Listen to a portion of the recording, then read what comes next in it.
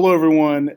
Welcome to the introduction first notebook page for AP Psychology. So I want to explain briefly how to take these notes. It's an extremely important part of the course since we're not using a textbook directly. And what you should do is, listen to me as I kind of talk about each slide. I'll leave it blank. I'm going to talk about it. I want you to listen. And then I'll put up the slide with text. You can pause the video and take down the notes themselves, but you should do it in your own words, okay? So I don't want you to write word for word what's on the slide. That's not the goal, but that you listen to me, process the information, and then when you see the slide, you can kind of read it and interpret it in your own words so that when you go back to it, you'll remember what you're talking about in language and phrasing that makes sense to you. So, it's your notebook. What you write is what is most important, and I'll only be checking really for completion that you're keeping up with it, not necessarily what you're writing down. So let's go ahead and get started in this first page. So first, we're going to talk about psychology itself, right? So psychology kind of studies both the mental and the physical, a combination of biology and the mental side. So we kind of have a combination of these things, which is what makes it different from maybe a traditional science. So these both combine to study behavior, kind of the external behavior that happens, and what living things do, why they do it, we'll study behavior and try to understand why those behaviors happen. So this is done through internal or mental processing, basically the thought process or the feelings, behind behaviors. That's what we're studying. So people do things, they have behaviors. We want to understand the why and what's happening underneath. And that can be tricky to do. So we also look at sensations, right? What you feel with your senses.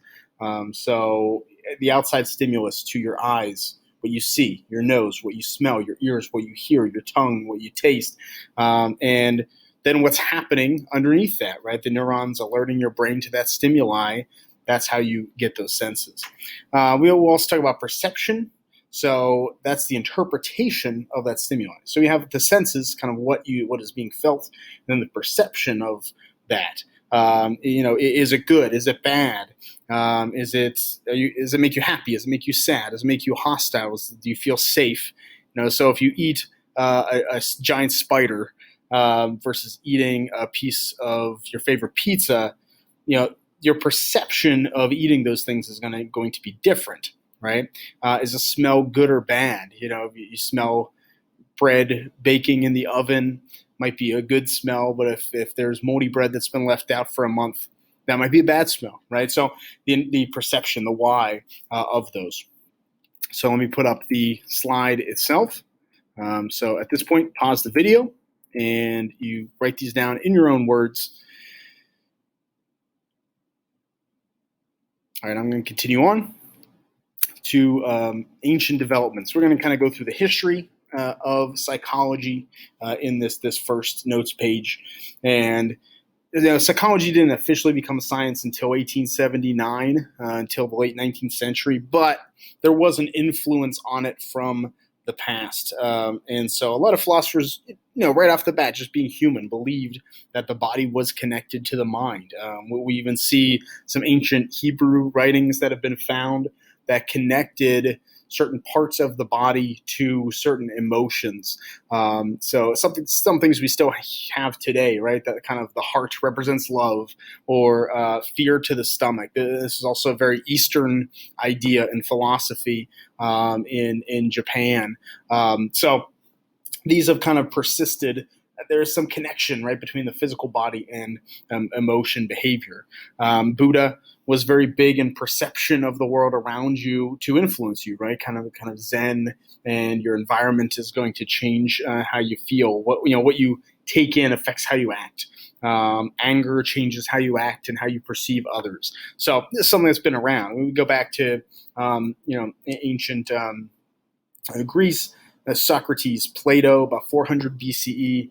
believed that we had knowledge already in our minds that we had to unlock, right? This knowledge is up there in your brain, and the goal in life is to find a way to unlock it. We know that's not necessarily true today, but it's still trying to figure that out, right? 100 years later, Aristotle challenged that thinking, that we can learn knowledge, and in our from what we do, from our habits, from others, from experiences, we kind of learn things. It might seem like a dumb thing today, right? That of course we learn things, but it was a question, right? Do you already have this innate knowledge, but you have to find a way to unlock it, or is it something that's new and you can learn? You can learn from your parents. You mimic what they do, right, as kids. Those type of observations that Aristotle made. So I'll put up the slide, and you can jot down these notes once again in your own words. Pause the video and do that at this time.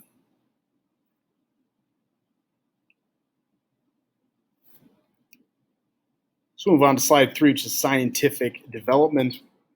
And we're going to talk about nature versus nurture here. Basically, why are we, what we are, and who and what we are. It's kind of an age-old argument. Like, is the nature of what you're kind of born with, right? So, are you born with these traits already in you? Is it genetic? Is it something that's been evolved from, or is it nurture? Is it the environment that you're raised in that has made you what you are, right? How you were raised, the experiences, good and bad, that you've had, as possible. So that's a question. Are we innately born with knowledge in our mind, nature, or is it grown from the environment around us, nurture? And the 1500s, the 1600s, this kind of continued to be a fight. Rene Descartes was a very nature-focused philosopher. Dissected animals, believed that kind of the brain fluids, right, around the brain contain the spirits of these animals, and that's what controlled the muscles and behavior. And there's some piece to that, right? The kind of biological element to this. You move forward to Francis Bacon, who, and all these guys you learned about in world history, believed, humans learned as they went, and try to kind of organize it. We try to make patterns out of everything. Even when things are just random, we try to have explanations. That's why you have like conspiracy theories on things. We need an explanation for things. Francis Bacon, big on the scientific method. So kind of a development for that. John Locke believed that you're born as a blank slate. You don't know anything. There's no nature. It's all nurture. Your upbringing, your education, your surroundings can teach you anything. It can change who you are. There's no one's born with intelligence. No one's born with certain skills, preferences. They're all developed. We know that it's a combination of both today, nature and nurture.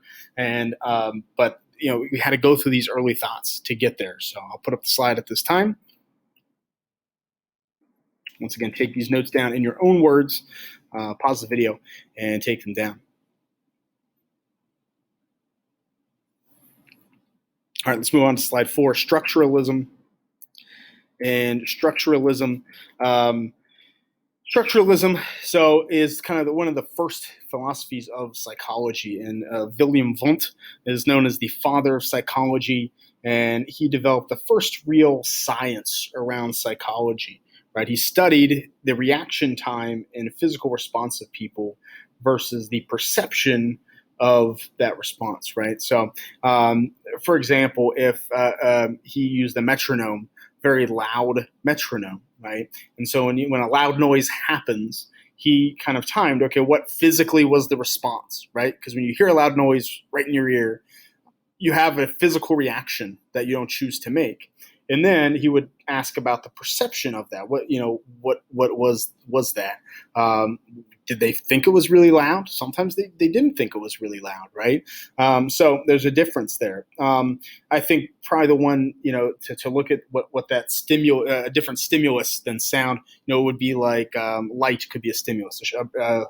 Bright light shine in your eyes, right? You have an instant physical reaction. Think about that happened to you.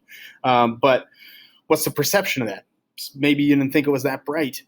Maybe you adjusted pretty quickly. So it's very different. If I asked, half the class, if I was going to raise up a certain number of fingers, and I asked half the class, say, raise your hand when you start to see me raise my fingers. And the other half, I said, you know, look, once you can tell how many fingers I'm holding up, raise your hand, right? What's going to happen first? Well, once people start seeing my movement, the physical reaction, the one half will shoot up. And then it's going to take some time for the perception to happen, for you to read the number of fingers. So, that there's kind of a cause and effect with that. So he started exploring more with his colleagues, G. Stanley Hall, John Hopkins, and this perception versus sensation. And that's structuralism.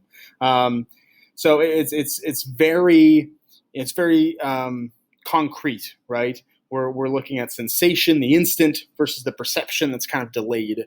And so structuralism, and they did this incorrectly, right? This isn't the truth, but they assumed the structure of the brain provided a singular perception of stimuli, right? So what they said was, I shine a bright light in your face, you physically react, and everyone's going to feel like it's really bright, right?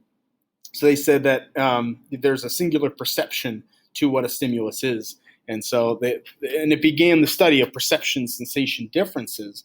People kind of reflected on their thoughts and feelings about stimulus. So, but the problem with this is the results vary from person to person, right? Someone might say that light's not bright. It's not consistent. I may ask you, what's your least favorite food? And you may say broccoli. And broccoli might be a food that half the other, a number of people in the class like. So that's a difference in perception of that taste, of that sensation. So that's the structuralism started things, but not wholly correct. We still have to correct some things to get there.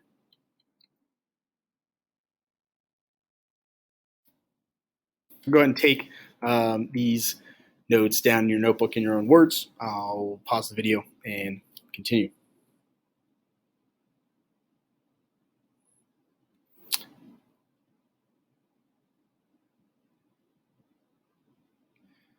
All right, let's move on to slide number 5, functionalism. And functionalism was kind of started by William James. William James was influenced by Charles Darwin, if you remember that from World History, Darwin's a theory of evolution and kind of biological inheritance. Okay, so Darwin saw that from physical traits in animals, and we applied it to humans. Does that work with the mind and with behavior? Can those also be evolved? Can you also kind of adapt? So he thought, in some sense, our ancestors survived in certain ways, and those were kind of passed down, evolution, through generations. So this kind of brought about the idea of consciousness, right? That people can think about the past, remember the benefits and dangers to things, and plan for the future. So think of it like storing food, right? And this is a very basic thing, but that we know today. But the first humanoids maybe didn't know this, right? That I want to keep food stored so if I get hungry later, I can eat it and not die and not starve, right? So that's something that we know to do today. We need to make sure we have food so we don't die. Think of even like rotten meat, right? So we kind of know through perception, hey, we need to refrigerate meat. That's an ability that we have. So something like that. Our ancestors survived. They passed down those traits. The next generation maintains those behaviors and maybe has new behaviors. That's functionalism. We also have with James, maybe the person that really was behind this was a woman. Mary Whiton Calkins was actually denied a PhD because she was female, and shows, I think in psychology it is a lot of kind of old white guys, because a lot of women, a lot of people of color were denied this early on. So I think it's important to note. So this led to functionalism, as I said, linking evolution to those inherited instincts, to behaviors, to characteristics and traits. But there's a part of it that it doesn't explain, right? So something like language. Language isn't inherited. It's developed through interaction, right? How I communicate with you is something that we have to do together. So that can't really be passed down. People aren't, born with the ability of a specific language. So it's not just created out of nowhere and passed down. So there's certain things it doesn't work for, right? And a lot of things it doesn't work for.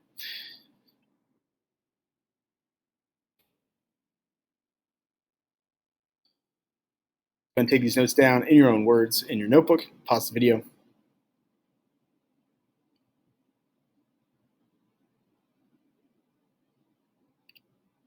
Let's talk about Freudian psychology. The next step is the man, the myth, the legend, Sigmund Freud. If that's not a name you're familiar with, you'll definitely be familiar with him by the end of the course. So Sigmund Freud is probably what people think about in modern psychology. He focused on the theories of the unconscious or the subconscious and how it affects behavior. That there are things underneath that you aren't thinking about readily that affect your behavior. So he found that patients' mental illness could be improved through them talking about the problems and thoughts without him necessarily trying to improve those mental illnesses. So he kind of connected the mind, the body, experiences, all these things connected with each other, and that just talking it out, psychoanalysis is going to be what would become psychoanalysis is going to be a treatment for that. So, now Freud was very heavy in that side. He thought that behavior, that thoughts, that perceptions are shaped by the past. They're shaped by your experiences, your instincts. Your unconscious mind, subconscious mind, is instinctually telling you things. Past traumas can determine behaviors. And we know that that's the case for some things, right? Think post-traumatic stress disorder, PTSD. People that have that had a traumatic experience, it has unconscious, subconscious reactions within them, right? So it exists. But he feels like we may not know our motives, desires, and our conscious mind often kind of blocks it, right? It repels us from knowing why we do what we do or why we feel how we feel. It might be harder to put into words why you feel the way that you do often, right? And so that's why psychoanalysis helped people be a cure, when you could get them talking about why they feel the way they feel. So we'll go more into detail in a later unit on Freud, but that's they'll have you jot this down. So here's the notes, and this is going to be the end of notebook page 1. So if you got this down, congratulations, and pause the video, finish up these notes, and that'll be it.